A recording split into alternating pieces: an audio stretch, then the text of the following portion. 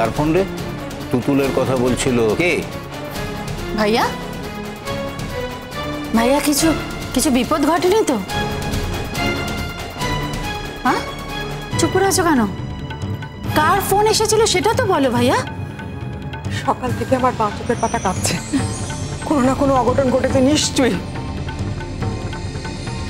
কিরে পাপ্পা, বল না কি হয়েছে? ভাই, তুতুল কি অসুস্থ by any chance? Rishi phone করেছিল,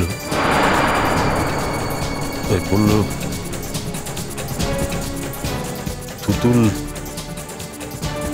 তুতুল নাকি মৃত্যুর সঙ্গে পাঞ্জা লড়ছে, হাসপাতালে আছে।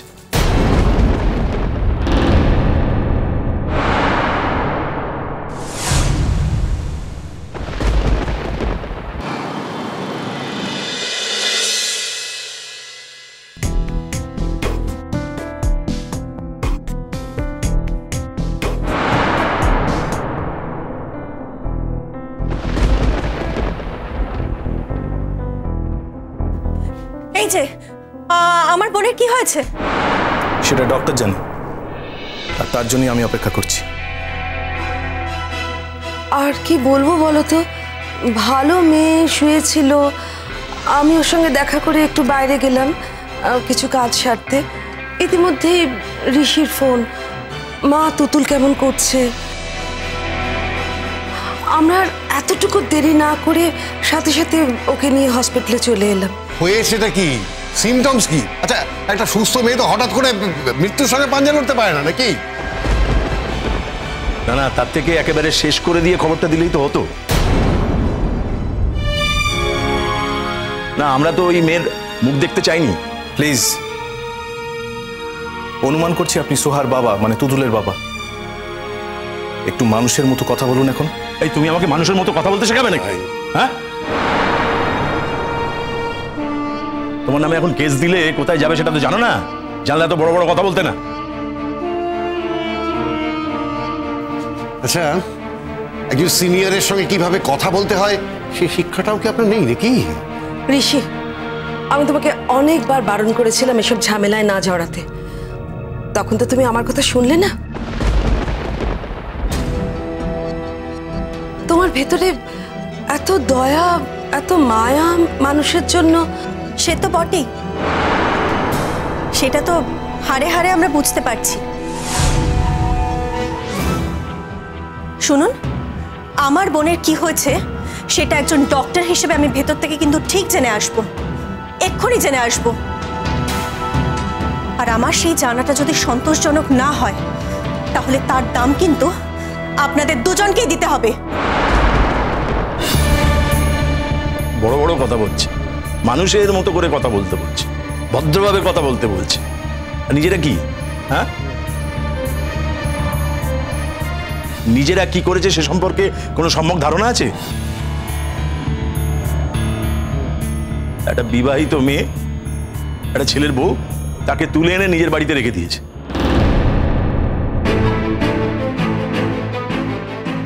এরা নাকি আবার সেলিব্রিটি, এরা নাকি আবার সমাজে মুখ দেখায়। কিছু মনে করবেন না, আপনি একটু ভেবেচিন্তে কথা বলুন।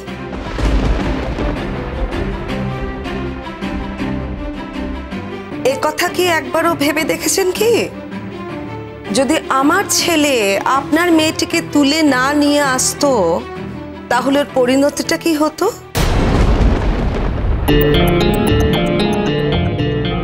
সাধভূতে তো ছিঁড়েই খাচ্ছিল, একটা সুস্থ সংসার, একটা সুস্থ জীবন পেত কি?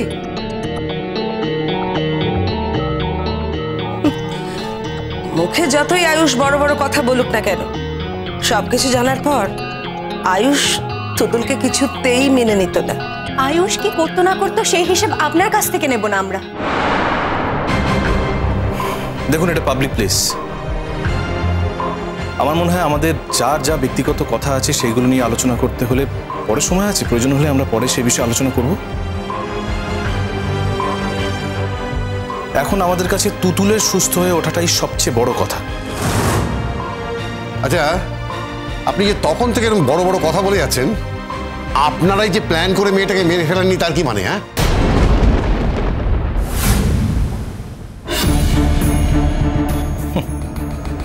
যদি প্রমাণ হয় তাই, তাহলে শাস্তির পথ তো খোলাই আছে, সে পথ তো আর বন্ধ হয়ে যাচ্ছে না। আর যার গর্ভে আমার সন্তান রয়েছে তাকে আমি মারতে যাব কোন দুঃখে? ছি ছি ছি ছি, আরে এইসব কথা তো শোনাও বাপ, তোরা কি থাকবি এখানে নাকি? ভাই না, মাথা গরম করিস না। আর শোন আমার কথাটা, মেয়েটার খোঁজ নিতে এসেছি, সেই খোঁজটা তো আগে নেবো নাকি? শোনো, তোমরা এখানে অপেক্ষা করো, আমি জেনে আসছি যে তুতুল কোন ওয়ার্ডে ভর্তি আছে। এই তো ডক্টর, কেমন আছে এখন পেশেন্ট? পেশেন্টের স্টমাকে পয়জন পাওয়া গিয়েছে।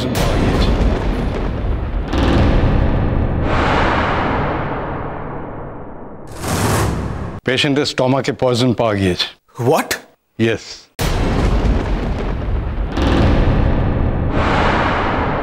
দেখেছো, বাচ্চাটাকে রাখবে না বলে এরকম একটা বোকামো করলো। ছি ছি ছি ছি ছি, বলতেই পারতো, আরো কত পথ খোলা ছিল। আচ্ছা, এখন পেশেন্ট কেমন আছে একটু বলতে পারবেন? মানে কতটা বিপজ্জনক অবস্থায় আছে? মানে প্রাণের আশা আছে নাকি নেই সেসব? পেশেন্টের অবস্থাও এখন খুব একটা ভালো নেই।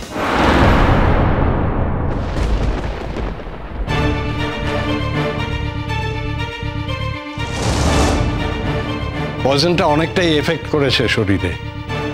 24 ঘন্টা না কাটলে কিচ্ছু বলা যাচ্ছে না। ডক্টর, ডক্টর যেমন ভাবেই হোক আপনি পেশেন্টকে বাঁচান প্লিজ ডক্টর, প্লিজ। তার জন্য যা যা প্রয়োজন হয়, যা খরচ লাগে আমি দেবো ডক্টর।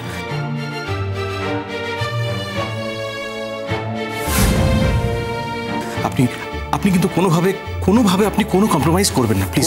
কুল ডাউন প্লিজ, শান্ত হন। দেখুন, প্রশ্নটা টাকা পয়সা নয়। এই অবস্থায় পেশেন্টের যা যা ট্রিটমেন্ট করার দরকার আমরা সবই করছি। এখন আমাদের দরকার কিছুটা সময়।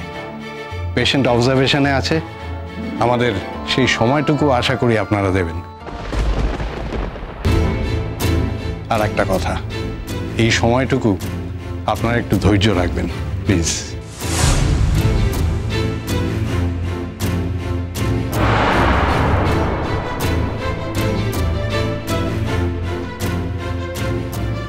এই এই, তুমি কি আমার মেয়েকে খুন করতে চেয়েছিলে? কি রুতো দাও, এই তোমাকে আমি শেষ করে ফেলবো। ভাই ভাই, এখন মাথা গরম করে লাভ নেই। কি লাভ বল? তুতুল সুস্থ না হলে জানা যাবে না যে আসলে কি ঘটেছিল। যে মেয়ের মুখ দেখবেন না বলে ঘোষণা করে দিতে পারেন, যে মেয়ে বাড়িতে ঢুকলে তাকে দূর দূর করে তাড়িয়ে দিতে আপনাদের বাধে না, সেই মেয়ে বেঁচে থাকলো কি মরে গেল তাতে আপনাদের কিছু এসে যায় কি? শুনুন, এবার কিন্তু আপনি পায়ে পা দিয়ে ঝগড়া করছেন। এমন তো নয় যে আপনার অন্যায়টা আমরা কেউ জানি না। আর যদি প্রমাণ হয় আমার বোনকে পয়জনটা আপনাদের মধ্যেই কেউ দিয়েছে, তাহলে আমরা কিন্তু আপনাদের ছেড়ে দেব না বলে দিলাম। তোমরা বারবার এমন কথা বলছো কেন? কেন বলছো? আমাদের যদি অন্য কোনো অসৎ উদ্দেশ্যই থাকতো, তাহলে এত দিন ধরে মেয়েটাকে আমাদের বাড়িতে আশ্রয় দিতাম? আমার ছেলে দয়া করে ওই মেয়েটাকে বিয়ে করতে চেয়েছে, ওকে স্ত্রীর মর্যাদা দিতে চেয়েছে। সেটা কি ওর অপরাধ? বলো, ওর কোনো অপরাধ হয়েছে তাতে? আমাদের মনে যদি এতটুকু পাপ থাকতো, তাহলে সবার সামনে আমার ছেলে বলতো না যে ওই সন্তানের বাবা ও।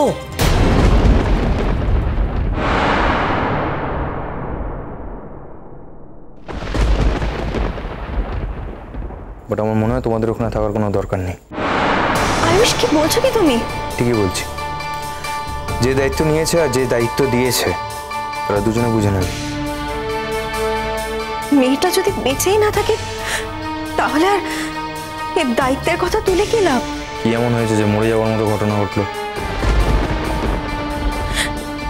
স্টমাকে পয়জন পাওয়া গেছে। চোখে